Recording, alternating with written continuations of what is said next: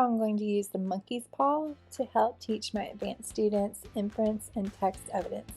So these students have already gone through the mini lesson talking about what inference unlocks for a reader, which is character traits, motivation, mood, and theme. So they already have that background knowledge. So we're going to use this to help solidify that.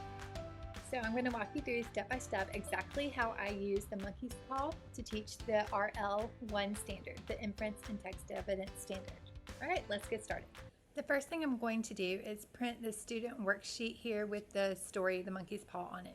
I like the student worksheet because it has spots for their annotations so they can just read and annotate and highlight on this worksheet. Next, I'm going to go over the target objective with the students. And so I want them, at the end of this lesson, I want them to know that students will be able to analyze how specific details in the text help the readers make inferences about mood, characters, or motivation and theme. This is everything that we learned in that mini lesson. Going back to the story, to make it more engaging, probably what I'm going to do with my students, we are going to read this out loud, and then I'm going to have students take on what I call reading roles. So they will read what's in the dialogue. So I'll ask students for volunteers to be Mr. White, Mrs. White, Herbert, and then the sergeant major, the messenger. So I'll ask for roles for that. When I do that with my classroom, I typically have a good response, so we have to draw out names. Let's say someone gets the role of Mr. White. Anytime he speaks, so anytime he has dialogue, that person will read. Everything else I'm reading out loud. So anything that's not dialogue, so narration, is what I'm reading. Then I'm going to put up this on the board. This is the jot slide. And so students know when we read part 1, we are going to be looking for mood. We're going to be doing some hashtags about the sergeant major. We're going to look for hashtags about Mr. White. We're going to figure out why Mr. White did what he did, because motivation means why. And then we're going to have a reaction to the end when Mr. White uses the monkey paw. So we're going to go back to the story. We'll read this together, this first page, and then I'll stop and be like, all right, so the author created these feelings inside of us. He was trying to set the mood for us, so he didn't come out and say the mood is this. He used words and used phrases to help develop that mood. So let's think of 3 hashtags, 3 words that we can use to describe the mood. And some people might say warm, inviting, because they're sitting at the fire, they're playing chess. So I'll be like, yes, warm, inviting. I'll say, yes, that's right. So how did you come up with that? Did the author say, hey, this is warm, this is an inviting atmosphere, it's a family that loves each other? They're like, no, the author didn't come out and say that, but we can point to things that show that. We would highlight the fire burned brightly, father and son were playing chess, like that kind of thing. The white-haired old lady was knitting placidly by the fire. These are all creating that engaging and welcoming mood that we did for the hashtags. Then we'll keep reading.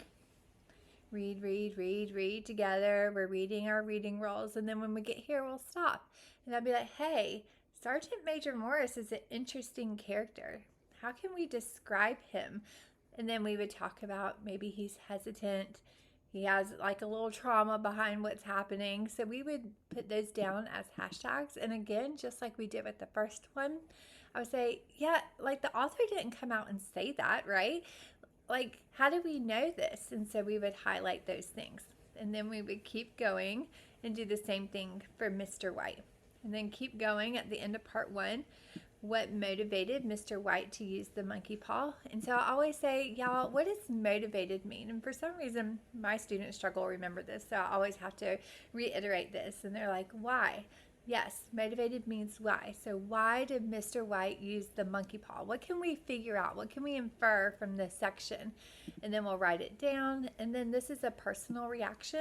So what is the reaction to Mr. White using the paw? Would you have done the same thing? And I always have them write a sentence and then explain why they would or would not do that.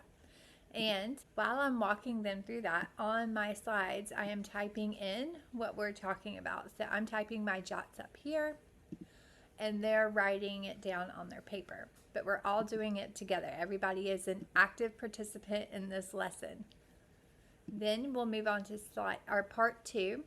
And it's a lot of the same thing. Hashtags about the mood. Then we'll talk about the conflict. Conflict means problem. What's our reaction to what happened? So for this section, I'll have it pulled up. I'll pause, and then I'll let them do it with their table groups. So they'll be talking about the mood. And then I'll call on a table or a person, and they'll share, and I'll write it or type it into my jot boxes here that's displayed on the smartboard. Then we'll do the same thing for part 3, reading it out loud. But when we get to our jots for part 3, I'm going to have them do that independently. So we'll read, and I'll stop, and I'll be like, all right, I want you to do hashtags about the mood. And I'll let them write. And once I see most people are done, I'll be like, okay, call on someone random, and then write down what they say here. I'll do that for the motivation for Mr. and Mrs. White as well. We get to the end, which is our short final questions. It's 5 questions. It kind of ties everything together. And I'm going to let students work with their table groups to answer these questions. So I want them to use text evidence to support their answers, and it has to be in complete sentences. So it's 5 quality questions. We'll go over those as a class. Finally, I'm going to end with this 10-question quiz, and all of the questions are based on inference. So what can we infer about the characters? What can we infer about their motivation? What can we infer about the theme and the mood? So every question has to deal with that. We'll probably have them do this either with partners or independently, depending on the level of class. I do like to do a good partner quiz. They can talk about it and work through the questions together, so it eliminates some of the just click, click, click, and go. There's actually a conversation going on and some thinking there. If you would like to do this activity with your students to help them understand what inference unlocks for them, so how we infer in order to figure out character traits, motivation, mood, and theme, then I have this available in 2 places for you. Place number 1 is Teachers Pay Teachers, where you can get this plus the other mini lesson that goes with it. Or if you want this plus the mini lesson plus all these other mini lessons and reading activities and bell ringers and vocabulary stuff, if you would like all of that, then that is linked below on a website called ELA Unlimited, where you can download what you need when you need it for your middle school language arts classroom. No limits on downloads.